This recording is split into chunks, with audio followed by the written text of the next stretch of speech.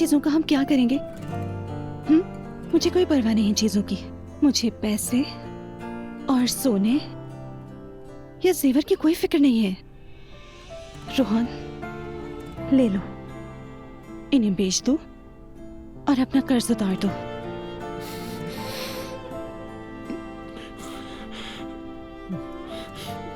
मुझे शर्मिंदगी होती है।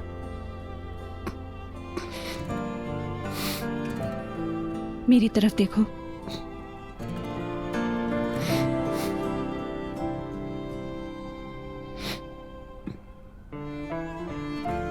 शर्मिंदगी कैसी? क्या मोहब्बत पर कोई शर्मिंदा होता है? मैं तुम पर फख्र करती हूं, जैसे तुम मुझ पर करते हो। इधर आओ।